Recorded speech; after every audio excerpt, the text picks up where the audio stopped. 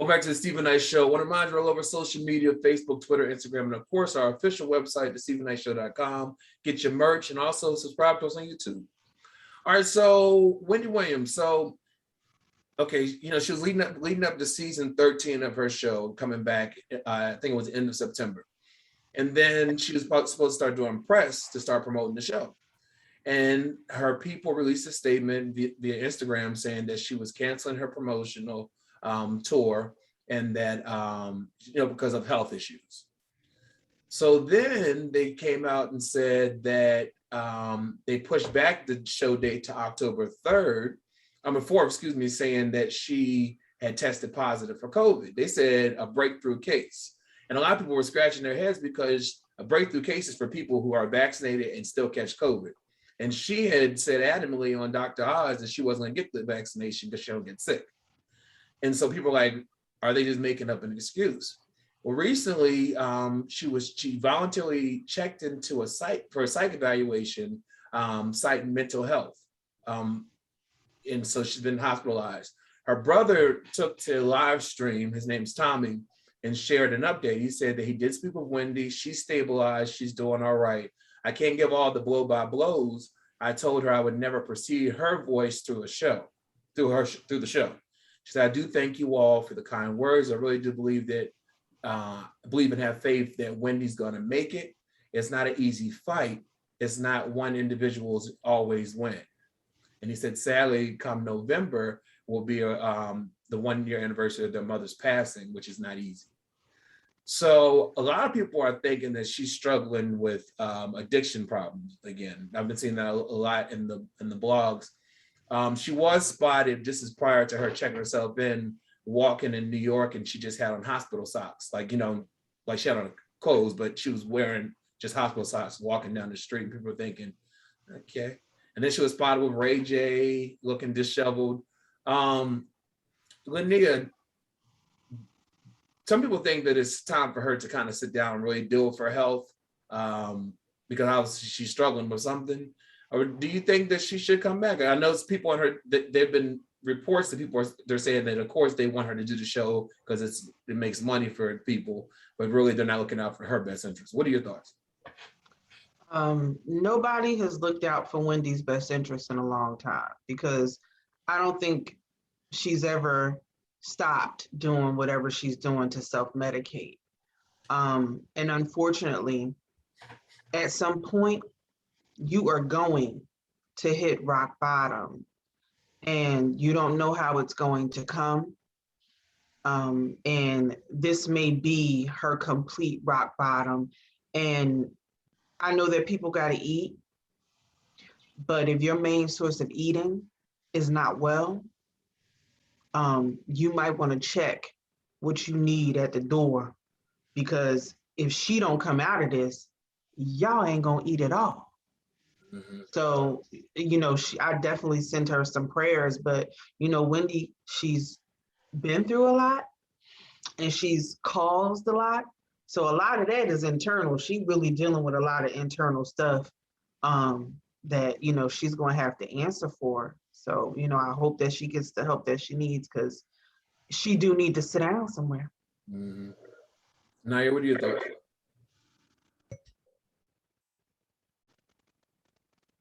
You're on mute. Can you hear me? Yeah. Okay. No, I agree. I think this is the time for Wendy to look after Wendy, and whoever it is in her life that loves her. This is the time they need to probably intervene and really try to situate her health mentally, physically, and other ways. She's done enough. She's done enough damage to people's lives through media. So this is definitely a culmination in a certain way of that, I'm sure. But I would really look at using these last years of a human life to do better, to do something of value, again, outside of the world that she's been in, something more beneficial to people's lives. I would imagine this would be a great time to work on herself. And if she just needs to get back out there in the world, figure out a way to do it for the better. Yeah. Chike? So I'm going to say the thing that a lot of people haven't said about Wendy. I think that Wendy suffers from mental health issues. The physical health stuff is after. I think she's always been dealing with mental health issues, image issues, and I think that as of late, like these past 2 years, is a tale of the chink in her armor. And I think that strategically, Wendy would probably make out best if she started doing kind of sort of what Johnny Carson did when he introduced the world to Joan Rivers, and start having a specific, consistent guest host for the Wendy Williams show to help continue her brand. Remember, they did that. They did that last year. Was it last year or whenever she? But wasn't it various people? She had Nick Cannon, and then she had different people. And Jerry. Yeah, she needs to get someone that she chooses, her own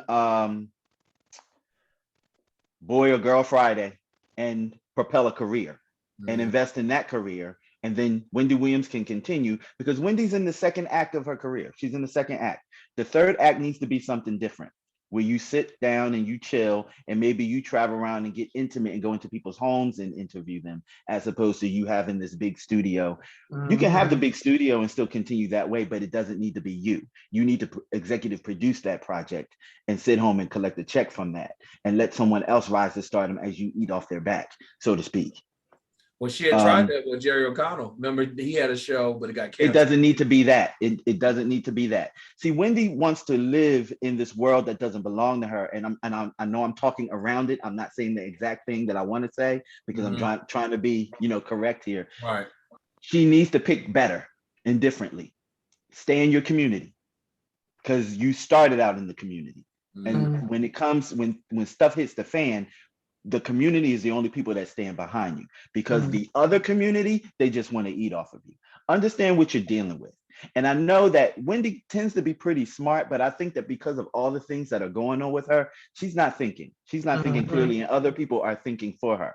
And they're not thinking in the way of, let's take care of Wendy. They're thinking in the way of, how can we keep this money train rolling? Yep. Get it together, Wendy. You don't have anybody looking out for you anymore. And the person that you did have out looking for you really wasn't looking out for you. Right. Nope. Right. I pray for you. Yeah. Wish her well.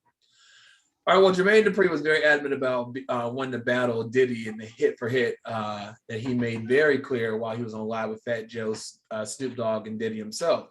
Now, last Friday, the two artists, producers got into a heated yet comical debate on who has more hits and who would win if they were ever to face off in the battle. However, Diddy has made it clear that he thinks Dr. Dre is the only person who has a catalog that compete with his. Diddy said to Jermaine, I don't hear them playing your He said, hey, when they go back in the club, I don't hear none of them. I don't hear anybody rocking no crisscross, Bow Wow. I want Dre. Where's Dre? Now, Fat Joe and Snoop told Diddy that Dr. Dre has no interest in doing a battle. However, Snoop said he would ask Dre again if he would be down for the battle. Diddy then challenged JD to play 5 of his best songs right there on Instagram Live, because he's confident that JD's hits could not compete with his. However, JD refused to play any of his hits. Instead, he was more interested in Diddy signing the paperwork so they could do the battle. Nevertheless, through the debate, Diddy made it clear to the viewers that it's all love between him. He said he said we're all, friends and family. It's all love. Now, previous reported that JD wanted to do this a while back, but Diddy just said, beloved, my arms are too short to box with God. You ain't got enough hits. I'll smash you with Biggie and Mary, just with them. But again, it's all love, and we'll see if they're gonna have this battle. Do you think, Nayyir, ask you first, do you think that Diddy has a point? Diddy is a product of what Jermaine Dupri was. Jermaine Dupri was the Diddy of his time. Diddy was young. He was much young. When Jermaine Dupri was on the scene, Diddy was trying to figure out how to get there. So in essence, they're the same person. One's just they just one kind of rolled in after the other one was kind of, after he was already doing his thing. Neither one of them now are really go-to producers that you talk about. But if you were to think about a go-to producer right now, you probably would still think about Jermaine as an active producer right now. Diddy's just a conglomerate of businesses, you know. So I on the business front, I don't know who's doing what. I don't know who's owning what. I think Jermaine made a great point when he said, I don't sell liquor, you know, because liquor is a great deal of Diddy's, you know, assets and wealth. And if you sell liquor, it's a given. You know, it's easy to get in that game and really do well. Jermaine, Diddy, Drake, all these guys that sell liquor. But I think in essence, they're really one and the same. It's just different eras. It would be fun to watch, but I don't think one is particularly greater than the other with it when it comes to the music. Yeah. Chike, what are your thoughts? If we have to frankly speak, I think that Diddy has JD. But I'm not mad at these middle-aged dudes for fighting, you know, to get this attention right now. Right. I mean, it's all about entertainment. Yeah. And honestly, just my opinion, I think Jermaine is doing a wee bit of an upswing on this one. And I can't be mad at him. He's looking for some viability right now. I say go for it. But do I think that they're an equal match? No, I don't. Who you see Jermaine going against? I don't know if I really have anybody for him to go against, because Jermaine, I honestly really, I mean, I know he's a producer, but I don't see him as a producer like that. And I know Diddy is a producer too, but Diddy's not a musician. He is a person that can arrange people to do the job better. I don't know. Yeah. Lynia? I definitely think that it would be an awesome party. Mm-hmm. Yes. With those two going head to head. Now, don't listen. I think that if we talking about bangers, yeah, just with Mary and Biggie alone, I give you that. But JD is behind a lot of groups. Yeah. You know what I mean? Like, you can't discount the fact that the same JD is the Puffy of the Southeast, and Diddy is, you know, the Puffy of New York. Yeah. You know what I mean? On the East Coast. So, because I don't see Diddy and Dre. Like, I don't see that. I don't, like, if I had to watch that Verzuz, I'm like, this ain't really the same. Like, because how, like, with both Jermaine and Diddy, they can go between both in regards to rapping and R&B. I can't get that with Dre. That Dre is just straight West Coast. He's all, love Dre, but for me, he's all one note. Diddy and Jermaine, they have variety in the artists that they've worked with. So I would probably be in here losing my mind with that Verzuz. I'm just being honest, and I would love to see it. And I know that the smack talking is all a part of it. That's really what that is. It's all a part of it. You know, people getting their feelings and take people in the comments. Oh, did he talk? Child, they playing. Yeah, they playing. This is banter. This is what people do. We banter. That's, you ever watch a battle before? We going back and forth. Yeah. But it's all love, unless somebody getting their feelings. But I would love to see it. I would stay up late, I guess. I think it'd be dope. Well, our last story, sad news. So have you been following the Gabby Petito situation? This is, I think she's 21 or 22. Her and her fiance, they had gone on a cross-country road trip together, and they were documented on their YouTube channel. And so apparently the police were called while they were out together once. They actually had the body cam. A witness said he saw the guy slap Gabby. And so the police came out there, talked to him. They didn't take making charges. They just had them separate for the night. Well, her parents didn't hear from her. And so Brian, that's the fiance, he ended up going home back to Florida where they're from. And she was reported missing 10 days later. he did not cooperate with police. He didn't cooperate with the family. He just went through his attorney. Mm. Well, sadly, human remains were found earlier today that are consistent with the description of her body. And so now the fiance is missing. And so they can't find him, but they definitely want to talk to him as a person of interest. They feel like he knows something. I know a lot of people were just watching this story because like, okay, where did she go? You know, you're with her, you know, why aren't you talking? Why aren't you helping the family find your fiance? Lynia, what are your thoughts when you found out that the body was found? I haven't heard the story. Okay. But I just got bits and pieces. So I really don't know what's going on, but I saw a comment and somebody said, "Oh, he did that shit." So, you know, I the fact that he's not being cooperative Now he's missing. is enough for me.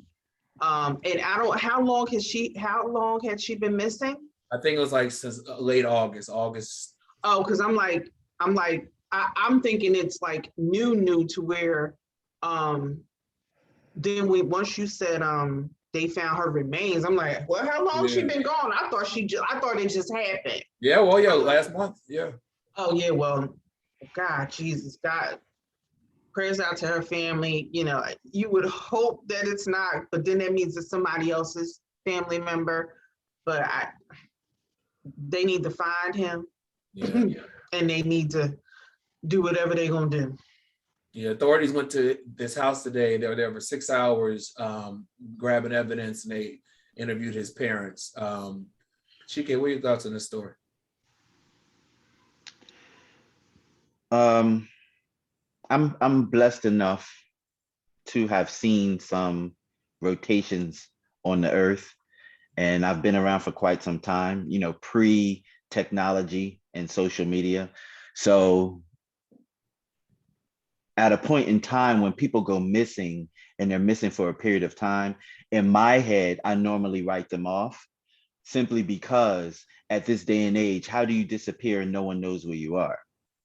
So when I hear that people disappeared and people can't find them in this day and age, I personally write them off because everyone can be found doing anything because there's cameras everywhere, satellites everywhere, they have drones everywhere.